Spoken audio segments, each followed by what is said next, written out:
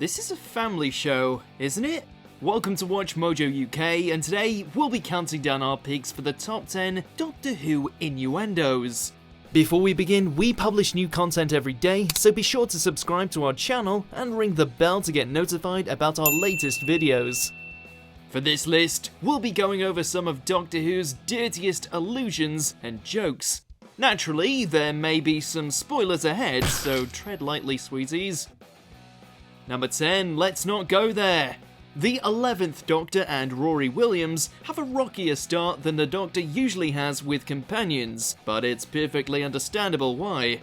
The Doctor was the much idolised imaginary friend of Rory's girlfriend Amy, meaning Rory had a lot to live up to. That gets more difficult when they start travelling together. Their first trip is less than auspicious since Amy is kidnapped by vampires. We should call for the steward. If you're lucky. While trying to rescue her, Rory fishes out a UV flashlight, which prompts the Doctor to retrieve an impossibly large one from his bigger on the inside pockets. While Rory comments on the size of their light, the Doctor advises him not to go there. After all, it's the way that you use it. Ultraviolet portable sunlight. Yours is bigger than mine. Let's not go there. Number 9, alone with that thing. The Doctor has always had a fondness for machines that borders on the inappropriate.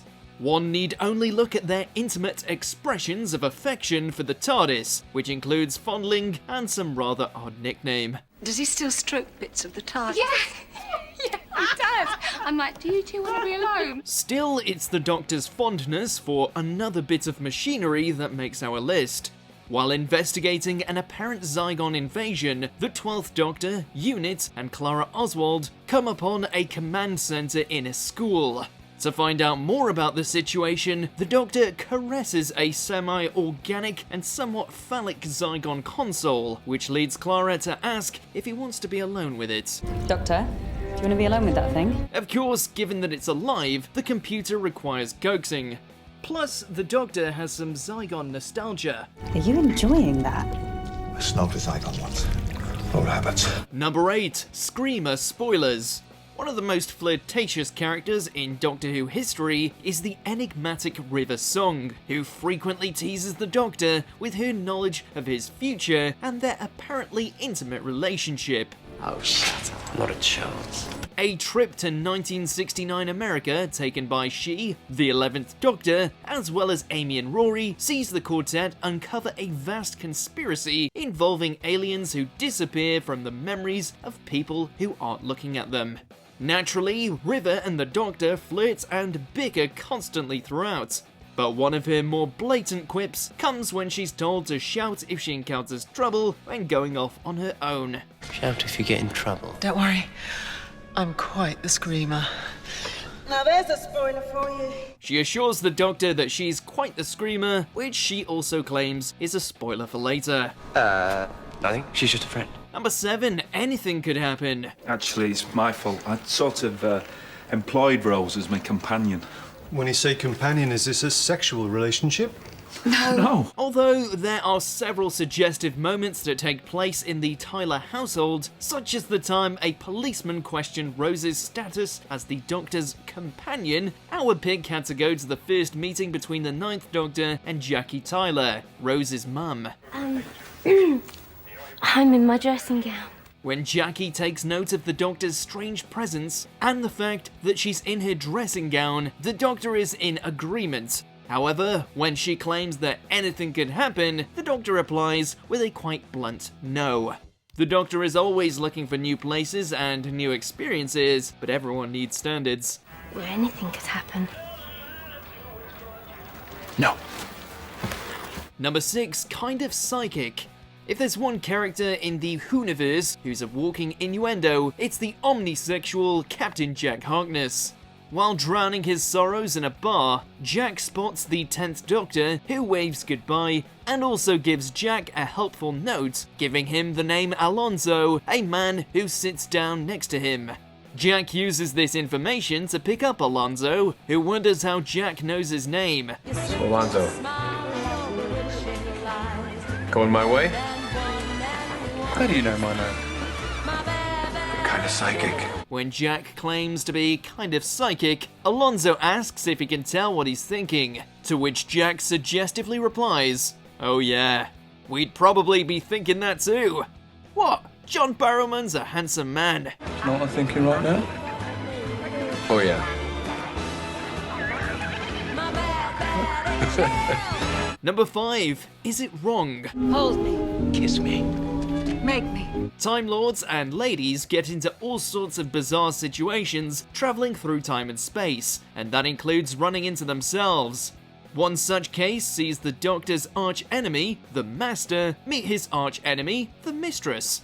Same person, new gender. The two villains get along like a pair of arsonists. Which reminds me, a funny thing happened to me once. What? While trying to discover a way to get out of their predicament, the Mistress, Missy, slams the Master against a wall and uses the fact that he's her past self to plant an idea in their head that will give them what they need to escape. The Master then asks if it's wrong that he... before trailing off and looking down between them. Yep, very wrong indeed, Master. By the way, is it wrong that I... Yes. Very. Number 4, the Virgin Queen. The Doctor has had many run-ins with the British royal family over the years. One of his most scandalous is probably with Queen Elizabeth I. From the Doctor's perspective, the first time they meet is when the elderly Elizabeth I tries to have the 10th Doctor killed. Off with his head! What? After this, there are several indications that the Doctor entered into some kind of physical relationship with the famous monarch, to the point where her famed nickname is said to be less than accurate. Good Queen Bess. And let me tell you, her nickname is no longer... Anyway. The 10th Doctor does eventually marry her during the 50th anniversary episode, but the fact that he never returned seems to be why she was so mad at him. So much for the Virgin Queen, you bad, bad boy. Number 3. Internet history. There are some things you should never know about the Doctor. Terrible secrets and knowledge that the universe could not handle. No, we're not talking about their name, but rather their internet history. The 12th Doctor in particular makes a habit of telling people not to look at his browser's history. And stay away from my browser history! We can only speculate at what embarrasses a millennia-plus-year-old Time Lord.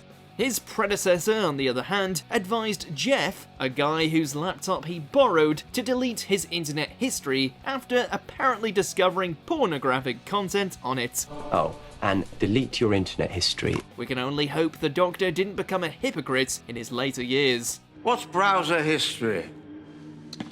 Number 2, dancing. The world doesn't end because the Doctor dances. Before the modern series, the Doctor wasn't really acknowledged as having engaged in intimate relationships, but it was finally alluded to, most directly, through metaphor. During the 2-part episode where the 9th Doctor and Rose first meet Captain Jack, the two of them discuss dancing and how Rose never pictured the Doctor dancing, to which the Doctor replies that of course he has. You just assume What? You just assume I don't dance. This metaphor is made more explicit when Jack's own 51st century attitudes are revealed, with the Doctor revealing that in the future humanity dances with plenty of other species. Really redefines Strictly Come Dancing, doesn't it? Relax, he's a 51st century guy. He's just a bit more flexible when it comes to dancing. Number 1. Screwdriver compensation. Who is this man? That's just what I was wondering. When Time Lords meet themselves, innuendos tend to fly fast and free. Upon the 10th and 11th Doctors encountering one another, they do a little "wait are you me" dance before comparing their sonic screwdrivers. When 10 sees 11's screwdriver has nifty prongs, he tries extending his own, only for it to, come up short. Compensating? For what? He then tries to turn his embarrassment around, asking if 11 is compensating for something, claiming that regeneration is a lottery. The ridiculousness of the Doctor competing with himself and the rather direct metaphor makes this a fantastic innuendo. Regeneration, it's a lottery. Oh, he's cool. Isn't he cool? I'm the Doctor and I'm all cool. Do you agree with our picks? Check out this other recent clip from WatchMojo UK and be sure to subscribe and ring the bell to be notified about our latest videos.